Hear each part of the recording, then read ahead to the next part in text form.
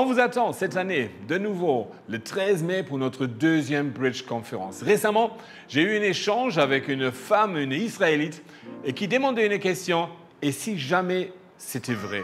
Et c'est exactement ce qu'on veut aborder. On est trop content d'accueillir cette fois Israël Pokta, pasteur d'une église à Ashdod et vraiment un leader d'influence en Israël, et aussi le rabbin messianique Valentin Sviantek qui vient d'Odessa où il est responsable de 5 assemblées dans la région, dans cette ville en Ukraine où il va certainement nous aussi apporter des nouvelles. En plus de ça, on a divers orateurs, on a des stands, des informations et on veut connecter afin qu'on puisse réfléchir et rêver ensemble comment on peut être une bénédiction très pratique avec des projets, des actions entre la France et Israël. On vous attend le 13 mai ici à Marseille dans le campus de EPP au Panier au 13 mai. Bonjour et bonjour à tous, bienvenue, j'espère que vous avez passé une bonne semaine. Je suis très heureuse de vous retrouver sur l'EPP en ligne. EPP, Église protestante du Panier à Marseille. Je suis Anne-Flore, j'espère que vous avez passé donc une bonne semaine et que vous allez passer un bon culte avec nous. Le culte, c'est à partir de 10h tous les dimanches. Vous nous retrouvez sur notre chaîne YouTube EPP France, sur laquelle vous êtes peut-être en train de nous regarder. N'hésitez pas à vous abonner en cliquant sur la petite cloche si ce n'est pas déjà fait. Et puis vous pouvez aussi retrouver tous nos cultes, les prédications qui vous auront parlé ou les temps de louange que vous aurez appréciés. Vous pouvez les retrouver sur notre site internet epp-france.fr et sur notre application Église EPP. Vous avez aussi sur notre site internet toutes les communautés EPP qui existent dans la France pour nous rejoindre et passer des bons temps en physique avec nos communautés EPP. Donc je vous laisse avec la louange et la prédication et puis je vous retrouve tout à l'heure. À tout à l'heure. On est dans les temps de Carême. Ça, c'est les 40 jours avant la Semaine Sainte. Après qu'on a passé tout ça, on a Vendredi Saint, on a la crucifixion, après on a Pâques. Qui attend Pâques? Qui veut vivre une vie de résurrection? Oui? Qui veut savoir qu'il a la vie après la mort? Oui? Bon, avant d'y arriver, il faut passer par deux choses. Plusieurs choses, mais il faut se centrer, il faut aller plus profondément dans la croix, parce que la souffrance. Et deuxièmement, il faut passer par les samedis de silence. Et le plus qu'on puisse comprendre cette souffrance et vraiment le mal d'où on vient, et le plus qu'on souffre dans le silence devant Dieu, c'est le plus qu'on va célébrer la résurrection à la fin. Il y a plusieurs qui veulent simplement la résurrection, ils veulent les bonnes choses de la foi, sans passer par les caractères qu'il faut pour vraiment célébrer. Donc d'ici à 40 jours, qu'est-ce qui arrive? C'est le vendredi saint, c'est le jour de la croix. Et aujourd'hui, on va parler de ça, de la croix. Parce qu'on ne peut pas connaître notre Dieu, au moins pas le Dieu de notre foi chrétienne, on ne peut pas les connaître sans vraiment réfléchir à qu'est-ce qui s'est passé ces jours-là. Qu'est-ce qui s'est passé quand il a fait ça? Quel est le fruit de ce symbole que lui l'a transformé? Et si on ne passe pas par la souffrance, si on ne passe pas par le silence de Dieu, oui, on ne va pas vraiment vivre la vie que lui veut nous donner. Donc ça c'est l'emphase de tous les Nouveaux Testaments et tout ça. C'est le centre de notre foi. Et je réfléchis un peu, pourquoi les chrétiens ont choisi la croix comme leur symbole? Pourquoi pas un pendule avec un gros pierre rond comme ça, la pierre le tombeau vide? Pourquoi pas comme ça? Pourquoi pas on n'a pas un nuage? Parce que Jésus, il est monté dans les nuages. C'est la victoire. Non? Mais non, nous, on porte toujours la croix.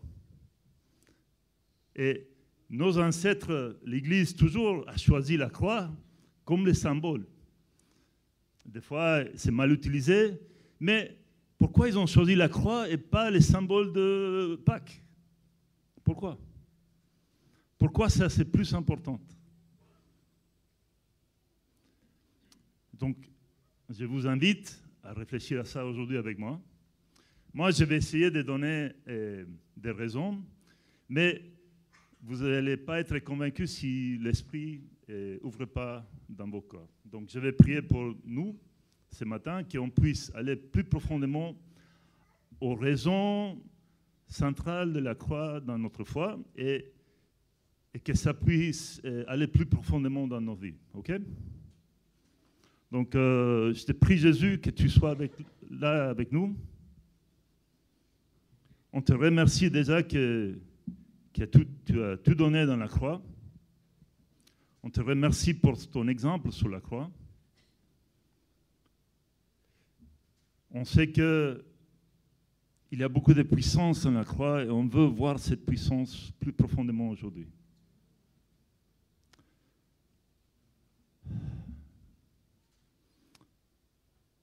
Parle nos cœurs, brise nos défenses. Merci pour ton sacrifice. Amen. Bon. J'ai choisi comme un passage, de tous les passages qu'on a sur la croix, je dis, un de mes favoris, ce n'est pas dans le Nouveau Testament. C'est un passage prophétique.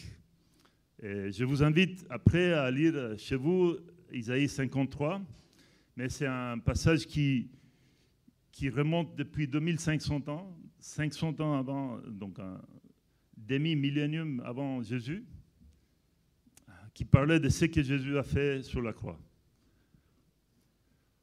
Pourtant, c'est à cause de nos crimes qu'il était transpercé. C'est à cause de nos fautes qu'il était accablé.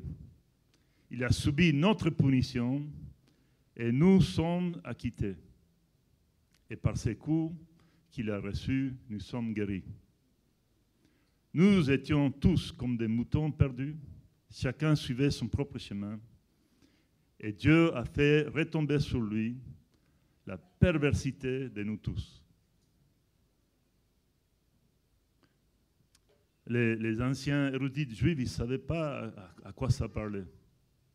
Bon, après, l'Église a dit, ça explique exactement ce que Jésus a fait pour nous à la croix.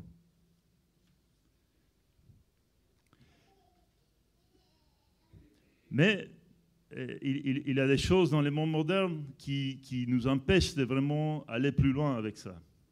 Il y a des choses dans le monde moderne qu'on n'aime pas trop parler de ça parce qu'aujourd'hui, parler du péché, ce n'est pas très cool. Aujourd'hui, on préfère dire ignorance ou faiblesse. Et on n'aime pas parler du mal qui est dans notre cœur. Et la théorie moderne, c'est qu'on est vraiment bien, il faut simplement régler des petites choses et on va être bien. Mais la réalité biblique, c'est que nous, on est nuls. On est vraiment méchants. On est vraiment des pécheurs qui ont besoin d'une transformation. Quand moi, je vois l'injustice du monde, moi, j'ai besoin d'un Dieu, le Dieu de la croix. Quand moi, je travaille dans l'humanitaire, comme plusieurs savaient, et en Afrique et tout ça, et je vois de près la souffrance que les gens suivent dans tout le monde. Et je vois l'injustice, je vois le mensonge, je vois que la manque de générosité, je vois plein de choses qu'on pourrait régler les problèmes de pauvreté aujourd'hui.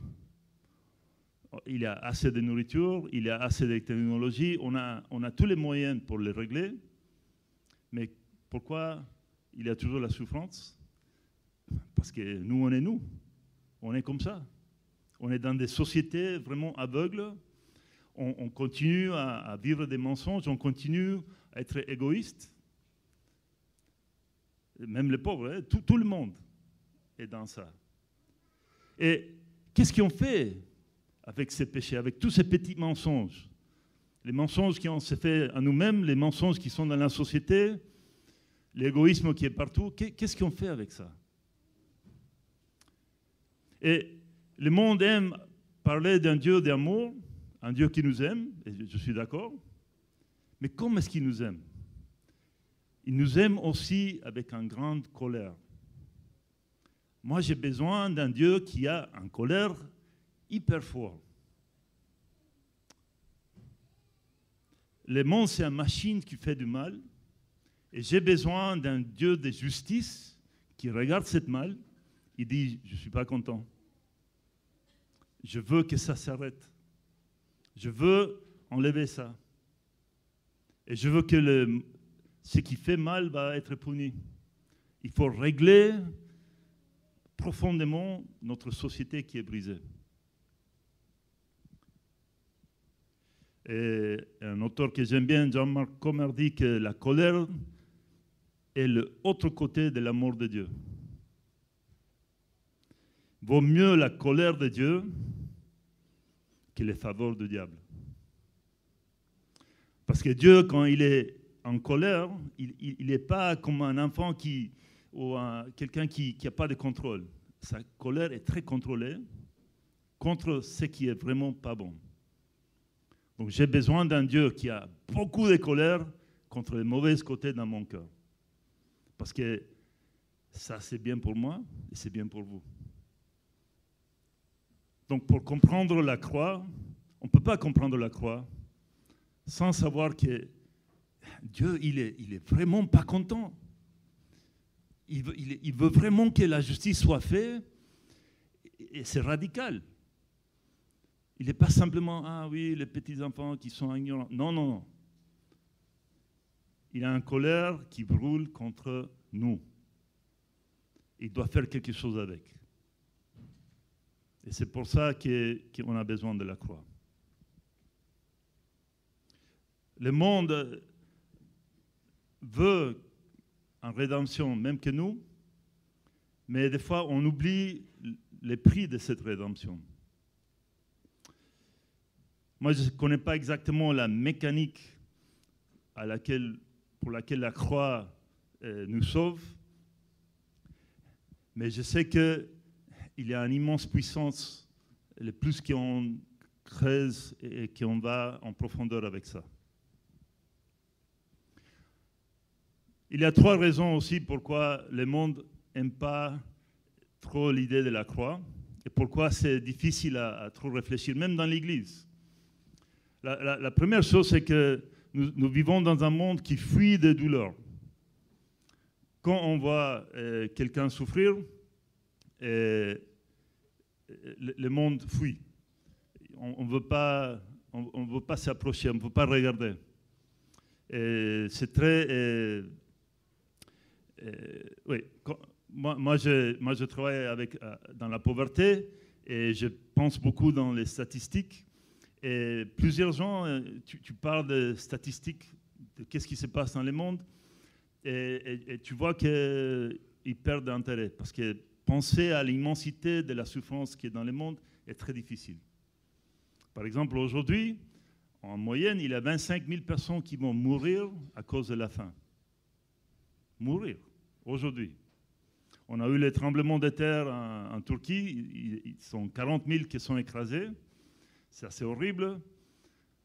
Si on aurait été honnête, si on aurait investi tout ça, si les constructeurs étaient bien, on aurait beaucoup moins de morts. Donc ça, les 40 000 qui sont morts, c'est le péché humain, déjà. Mais le pire pour moi, c'est qu'on ne regarde pas ce qui se passe dans tout le monde.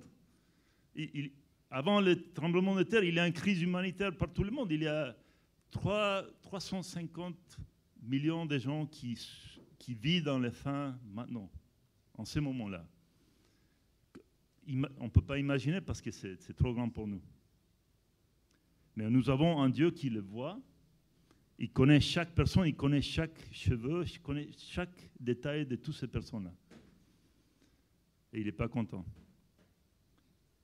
Et donc, le plus qu'on peut être comme Dieu et aussi penser à la souffrance du monde, le plus qu'on va vivre aussi la résurrection après. Mais il faut aller, il faut penser, il faut regarder, il faut faire face aux réalités du monde, et pas simplement le monde à l'extérieur, et ce n'est pas simplement en Inde, en Afrique. À Marseille, je ne sais pas vous, mais il y a pas mal de souffrance ici aussi. Il faut faire face à ça. Nous avons un monde qui essaie de le cacher et pas regarder, mais nous avons un Dieu qui le regarde. Si on veut être comme notre Dieu, il faut aller, il faut le regarder. Il faut se mettre dans la boue de ce monde. Et donc c'est dans cette souffrance-là qu'on a la croix. Et c'est assez bizarre comme symbole d'une religion, la croix, un symbole d'une foi. C'est la seule religion de toutes les religions qui a comme symbole principal un objet de torture. Et ce n'est pas simplement un objet de torture, mais c'est un objet qui symbolise la créativité humaine pour faire du mal. C'est un symbole diabolique. C'est un symbole anti-religieux. C'est un symbole de comment faire mal à quelqu'un. La croix, c'est un outil. Les gens, ils ont été créatifs parce que si tu veux causer la terreur dans une population, tu commences à couper les têtes, c'est trop vite. Il n'y a pas trop de douleur. Donc ils ont dit, qu'est-ce qu'on peut faire pour prolonger la souffrance de quelqu'un? Et la croix, l'idée de la croix, ça a commencé en Iran, dans les peuples perses. Après les Grecs, ils ont pris ça, et après les Romains, ils ont fait ça beaucoup plus grande. Ils ont commencé à crucifier beaucoup de gens. C'était toujours les esclaves, c'est toujours les gens qui étaient en rébellion. Mais ils n'ont pas fait ça pour être gentils, ils ont fait ça pour semer la terreur dans les cœurs des populations où ils étaient. La croix, c'est visible, tu le vois de loin. Tu vois les gens souffrir, tu les écoutes de loin. Il y a des gens qui ont subi 1 semaine sous la croix. Il y a des rapports de ça. Et ça dit à quel point Jésus était frappé avant la croix, parce qu'il est décédé tout de suite, quelques heures après. Donc il venait déjà avec beaucoup de souffrance. Il est déjà beaucoup frappé, déjà beaucoup de sang perdu, beaucoup de... Ouais. Et donc, ce symbole de terreur, ce symbole de torture, Dieu l'a transformé. Mais il faut pas perdre que ce symbole ce symbole de torture, c'est quelque chose qui laquelle il faut je perds un peu ce que je veux dire, mais une autre raison pour laquelle la croix, on ne pense pas beaucoup dans l'Église en particulier, c'est que c'est un petit peu trop répété. On a chanté la croix, les derniers mots. Des fois, on ne sait pas exactement c'est quoi les derniers mots de la croix, mais on les chante. Et on le répète beaucoup, la croix c'est dans toutes les églises. Mais si vous êtes comme moi, des fois, moi je me suis réveillé il y a quelques années, en 2018, je disais je suis un chrétien, je suis orthodoxe, mais pourquoi la croix ne me fait pas pleurer? Pourquoi la croix ne me touche pas? Parce que c'est très répété, donc à chaque période de temps, c'est très bien de réfléchir encore pourquoi c'est très important, pourquoi c'est important que ce que je dois faire. Et je crois que dans l'Église, on met, on fait des croix plus jolies. On met des ors sur la croix. On cache un petit peu l'horreur qu'elle a. On fait des choses artistiques qui sont jolies. Mais la croix, ce n'est pas joli à la base. Et il faut penser à le mal que ça symbolisait au début. Et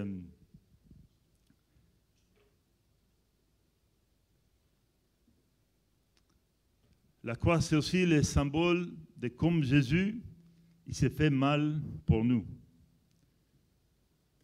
Donc, le verset plus connu du Nouveau Testament, c'est Jean 3, 16. Mais juste avant, il est « Et comme Moïse éleva les serpents dans le désert, il faut de même que le Fils de l'homme soit élevé. » Jésus était élevé comme un serpent dans le désert. Le serpent dans la Bible, c'est le symbole du diable. Donc à la croix, Jésus est devenu le symbole du diable. Il est devenu, en Galates 3:13, il est devenu une malédiction pour nous. Donc, quand nous pensons à la croix, il faut penser que ce n'est pas quelque chose de joli. Et quand Jésus était là, ce n'était pas pour être quelque chose de joli, c'était pour être une malédiction. C'est pour être le symbole de ce qui n'était pas bon dans le monde. Et une chose qu'on voit quand on regarde un petit peu le Nouveau Testament, c'est que quand les auteurs du Nouveau Testament parlent de la souffrance dans la croix, on n'entend jamais un mot de souffrance physique. On voit qu'il a la souffrance physique parce qu'on lit les livres, être transpercé, c'est une souffrance physique. Mais la souffrance de laquelle la Bible parle beaucoup, c'est la honte. Et beaucoup de peuples dans le monde, c'est plus la honte que la souffrance physique, qui est ce qui fait une douleur. Donc, les premières chrétiennes, ils avaient la honte. Parce que pas comme aujourd'hui, il y a la croix partout. Donc, on n'a pas honte pour dire « Ah, je crois dans ça, dans la croix ». On ne vit pas avec la honte. Mais les premières chrétiennes dans le monde, eux, ils avaient la honte. Un des premiers dessins de la croix, c'était un dessin qui se moquait des chrétiens. Ça s'appelle Alexamos, c'était un chrétien, et c'est un graffiti dans un grotte. Alexamos vénère Dieu. Donc c'est ici à gauche. Et la croix, c'est la tête d'un âne. C'est un Romain qui s'est moqué d'un autre Romain parce qu'il adorait quelqu'un sur la croix. On était moqué par la honte de croire un Dieu qui était crucifié. On était moqués. Les gens se moquaient de nous. Et tous les sectes, les anciennes sectes, les gnostiques à l'époque, ils savaient ça et ils voulaient diminuer ça. Ils disaient « Ah, c'est pas vraiment la personne, c'est spirituel » et choses comme ça. Et tous les sectes, même aujourd'hui, les sectes du monde qui se disent chrétiennes, la première chose qu'ils enlèvent, c'est la croix. La première chose qu'ils disent, ah, c'est trop honteux d'avoir un Dieu crucifié, donc on va enlever ça.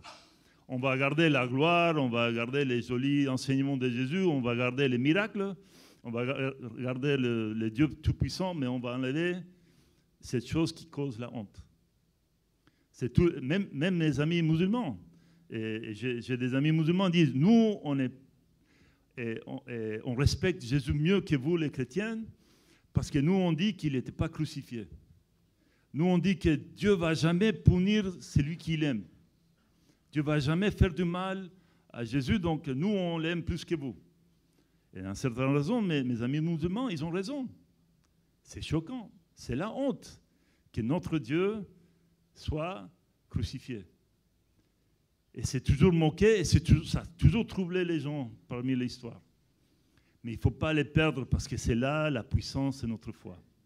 C'est là cette honte, cette souffrance, ce trou noir où Jésus est allé, c'est là la clé de notre salut. Une autre chose qui nous empêche un petit peu de voir la croix, c'est que nous avons une image de Dieu qui est dans les nuages, dans son grand palais. Donc j'ai choisi un palais dans les nuages. On pense que Dieu, il est loin là. Et je ne sais pas quel est le visage que vous voyez de Dieu souvent, mais moi, des fois, j'ai aussi ça. Et dans notre culture populaire, on voit Barbu dans les nuages. Et il est un petit peu fatigué de ces gens qui sont en bas, qui sont petits, qui font des petites bêtises. Il n'a pas le temps pour nous. Donc, il envoie ses anges, choses comme ça, pour faire le travail. Mais lui, il est un peu fatigué de nous. Il attend que la fin du monde pour nous nettoyer un peu. Mais ça, ce n'est pas le Dieu dont il est parlé dans le Nouveau Testament. Le Dieu de la Bible, ce n'est pas un Dieu qui reste dans son palais. C'est un Dieu qui est né pauvre. Il est né à Noël. Marie était une fille de 15 ans, illettrée et pauvre d'un coin très pauvre de l'Empire romain. C'était vraiment dans la plus grande pauvreté. Il n'y avait pas d'électricité, c'était très noir. Il est né dans la pauvreté d'un peuple opprimé. Il était un SDF, il n'avait pas de maison, il n'avait pas un grand palais, il a marché toute sa vie, il a beaucoup souffert dans sa vie, et après, à la fin, à sa mort, il a tout fait. Et il est sorti de son palais, il a marché dans les rues du monde, toutes les rues. Il n'a pas eu peur de se salir. Il n'a pas eu peur de voir nous de près, de nous voir de près. Il n'a pas eu peur. Il s'est mis dans la boue de notre vie. Il s'est mis dans nos obscurités. Il n'est pas dans les nuages, il est ici avec nous. Et la croix, c'est un immense symbole de que Dieu, il n'a pas peur de rien. Il n'a pas peur de tout le mal que tu as fait. Il n'a pas peur des choses qui ne vont pas dans ta vie. Si lui, il peut souffrir ça et montrer son caractère avec ça, nous aussi, on peut vivre après lui. Si lui, il peut transformer un symbole de torture, un symbole de terreur, dans un symbole de vie, en plus, qu'est-ce qu'il va faire avec ta vie? Ta vie est horrible. Ma vie ne sert à rien sans Jésus. On n'est rien. Mais cet rien, cet péché, cet égoïsme, cette tendance à penser à moi et pas à les autres, lui, il peut les transformer. Même qu'il a transformé la croix, il peut les transformer en nous aussi, dans notre vie. Donc moi, je crois que dans ça, il y a trois signes qu'on connaît bien la croix. Il y a trois signes on connaît Jésus, un Jésus qui est crucifié. Le premier signe, c'est le signe des larmes, de reconnaissance. Si on ne sent pas une profonde reconnaissance pour ce que Jésus a fait à la croix, peut-être il faut aller plus loin. Peut-être tu as manqué quelque chose. Et ce n'est pas un jugement, c'est une invitation. Dieu veut te montrer quelque chose de très profond si dans la reconnaissance de ce qu'il a fait dans la croix. J'ai un ami qui m'a dit, et ça m'a touché beaucoup, l'amour de Dieu brûle plus profondément quand nous sommes dans le péché, pas quand nous sommes parfaits. On voit l'amour de Dieu quand nous sommes dans le péché et pas quand on fait du bien. Toutes les autres religions du monde, ils demandent de régler notre vie et après, on peut s'approcher à Dieu. La seule foi du monde qui dit non, toi tu viens comme tu es, avec toutes tes fautes, tu viens comme ça, et moi je t'accepte. Ça, c'est la seule qui fait ça. C'est en plus, tu ne peux pas aller à Jésus parfait. C'est impossible. Tu dois venir avec toutes tes fautes. Parce que lui, il veut montrer son amour sur ça. Un deuxième fruit qui est très important, c'est le fruit de la liberté. La liberté du monde, c'est très différent à la liberté du royaume de Dieu. La liberté du monde, c'est dit tu fais ce que tu veux. Toi, tu fais ton choix, tu achètes ce que tu veux, tu vas où tu veux aller, tu fais ce que tu veux sexuellement, tu fais tout ce que tu veux. Et tu vas être libre. Mais la liberté biblique, la liberté traditionnelle, si on dirait ça, c'est la liberté pour faire du bien. Pour la liberté d'être qui je suis vraiment en Jésus. Et ce qui je suis en Jésus, c'est très différent à qui je suis toute seule. Je veux être transformé par la croix et être comme Jésus veut que je sois fait.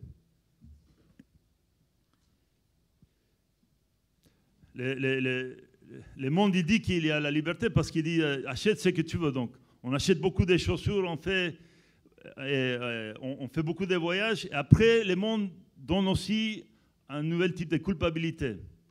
Et encore, comme on dit, il y a les culpabilités néo-chrétiennes. Parce qu'après que le monde dit que tu es libre, après il te met beaucoup de pression. Tu as acheté 100 paires de chaussures et après, tu n'es pas écolo.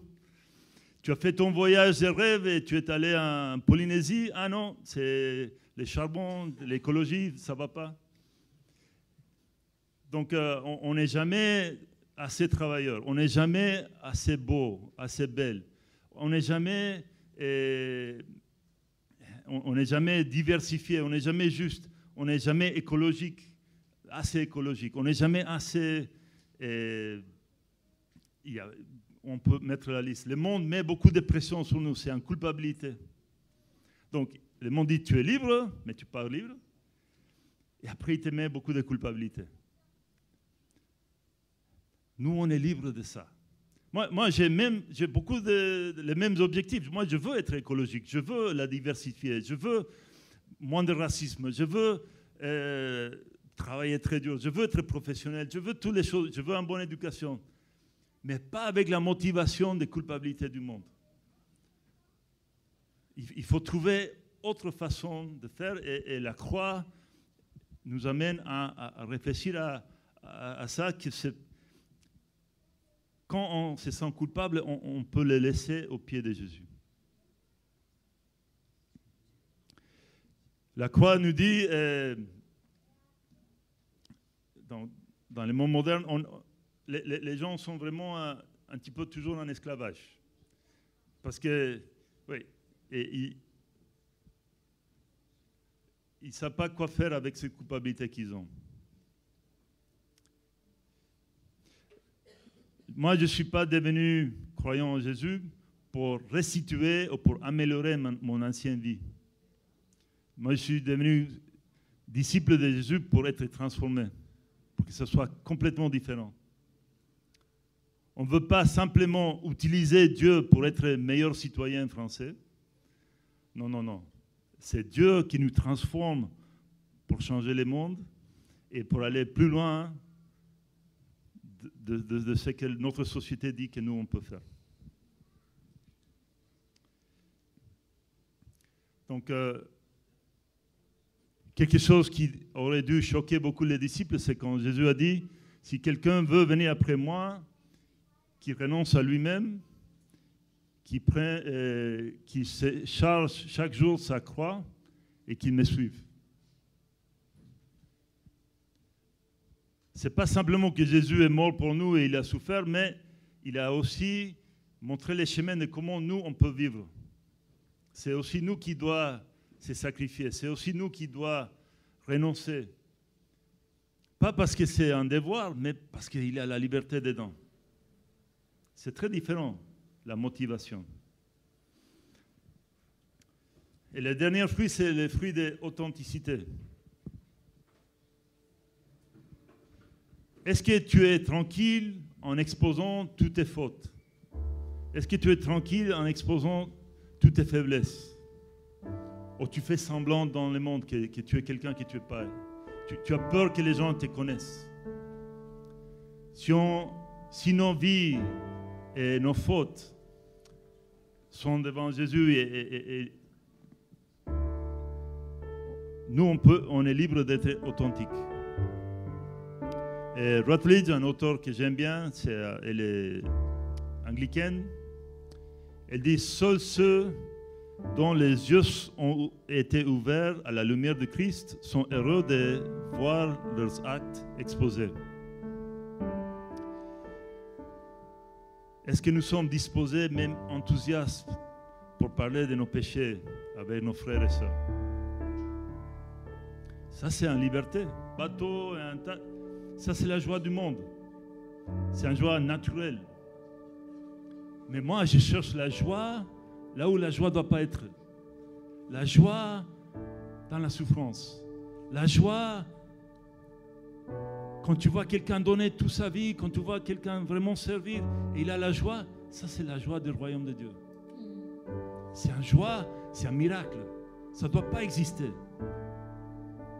Moi, j'étais dans un bidonville en Afrique, j'étais amer, je pensais que j'avais beaucoup de droits, j'étais en colère avec Dieu, et tous mes voisins disaient, oui, tu es amer, tu es malheureux parce que tu es ici avec nous. Et je suis allé voir un psychologue, elle était juive, et un très bon psychologue de certaines fois, mais elle dit, pour régler ton problème, il faut pas être avec les pauvres, il ne faut pas être avec les musulmans. Et je dis, mais non, il faut me régler pour retourner. Mais... Donc on avait un petit peu de débat. Moi, ce que je veux, c'est avoir les miracles de la joie, même avec les pauvres, même avec les gens qui sont loin de Dieu. Et ça, c'est un miracle. Donc ça fait des années que je cherche cette joie. Et cette joie, je la trouve en Jésus. De plus en plus que je vais avec Jésus, de plus en plus que je rentre avec la croix et ce que la croix fait en moi, de plus j'ai cette joie. Mais je dois m'enraciner dans la croix de Jésus et pas dans mes efforts. Pour avoir cet miracle de la joie dans mes souffrances, cet miracle de la joie dans une vie qui est assez dure, une vie qui a des difficultés, une vie où tu fais face à des gens qui sont en souffrance et il faut la joie quand même.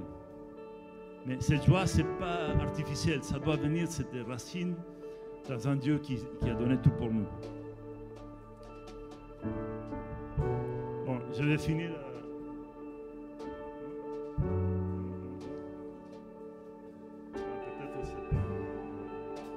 Bon, ça ne marche pas, mais bon, ça va.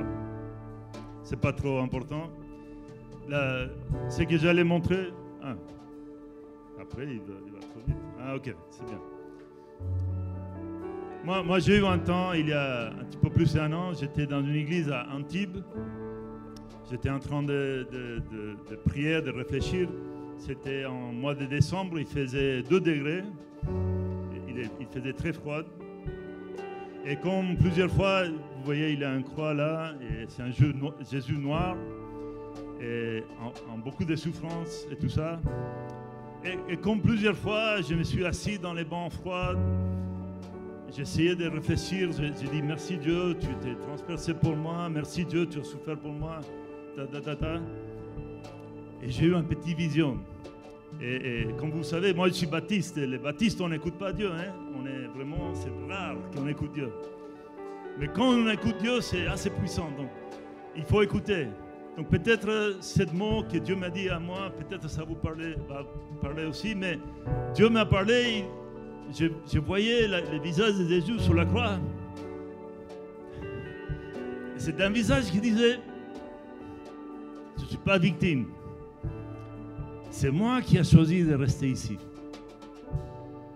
Moi, j'ai le pouvoir de descendre de la croix. Mais je ne le fais pas. Il était là, pendu sur la croix, avec plein de douleurs. Chaque fois qu'il voulait respirer, il devait tirer de ses blessures pour respirer. C'est horrible la croix. C'est beaucoup de douleurs. Et lui, il n'est pas comme nous. Lui, il pouvait sauter de la croix quand il voulait. Mais chaque seconde, tic, tic, il reste pour nous.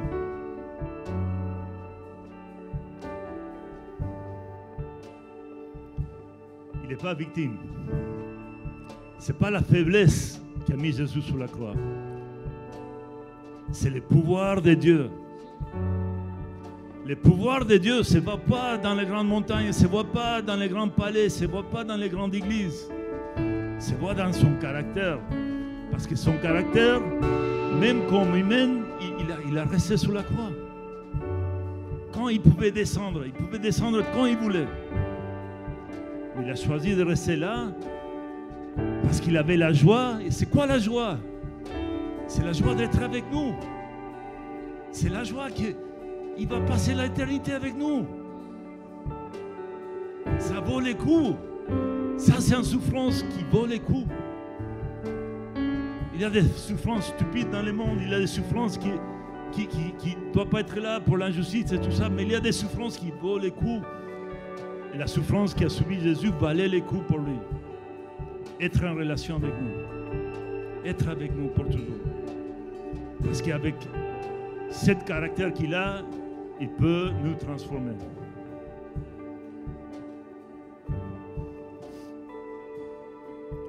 Donc, comment est-ce qu'on connaît Dieu? Comment est-ce qu'on voit Dieu? Dieu, il est très distant. Il est trop grand, il est trop magnifique. L'univers, il est trop grand. Mais comment est-ce qu'on va voir Dieu? Moi, j'aime bien les mots de cet théologien suisse.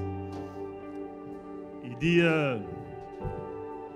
je vais le lire 2 fois, déguisé sous la défiguration d'une crucifixion et d'une mort répugnante, Christ sur la croix est paradoxalement la révélation plus claire de qui est Dieu. Tu veux savoir qui est Dieu? Tu veux savoir la puissance de Dieu? C'est difficile à imaginer la puissance de faire les montagnes, d'aller au plus profond de mer, d'aller de l'autre côté de l'univers. Ça, c'est tous les dieux de toutes les autres religions, ils sont grands comme ça. Ils sont puissants. Mais il y a un seul Dieu qui reste sur la croix. Il y a un seul Dieu qui, chaque seconde, il reste là pour nous. Il n'a pas montré, il n'a pas simplement donné la loi. Il a fait. Après, il a parlé. Il a fait, il a montré les chemins. Et c'est ça le type de Dieu qu'on suit.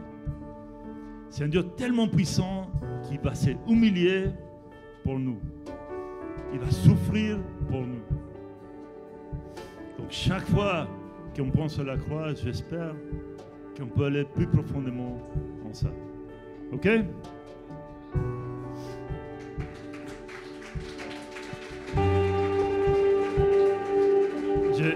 J'ai demandé au groupe EPP Quartier, les leaders, d'avancer si quelqu'un veut aller plus loin avec Jésus dans la croix. Si quelqu'un veut exposer un peu de sa vie qui doit être exposée à la lumière. Si quelqu'un veut simplement un temps de reconnaissance de la puissance de Dieu dans leur vie, c'est une opportunité. Même si vous restez, moi je vais prier pour des gens. Mais c'est une invitation à aller plus profondément dans l'amour de Dieu, dans la puissance du caractère de Dieu.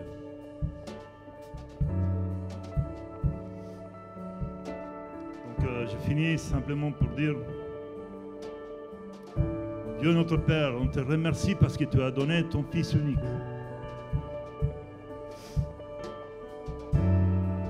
Jésus, on a tellement de reconnaissance pour les sacrifices et la vie que tu as fait. Esprit, amène-nous plus loin dans cette vérité. Parce qu'ici, à 42 jours, on veut vivre un Pâques, en célébration de ta puissance de vaincre la mort. Parce que on voit ton cœur dans la mort à la croix. On voit ton cœur même dans le silence ce samedi. Amène-nous plus loin dans ton cœur, Seigneur. Amène-nous plus loin.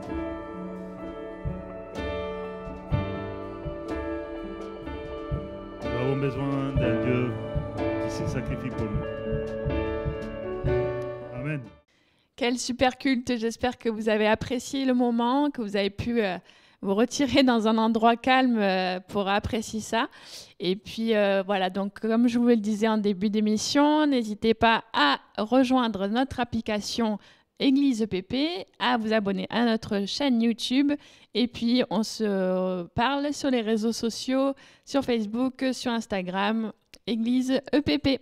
À la semaine prochaine, passez une bonne semaine. Soyez bénis. À bientôt.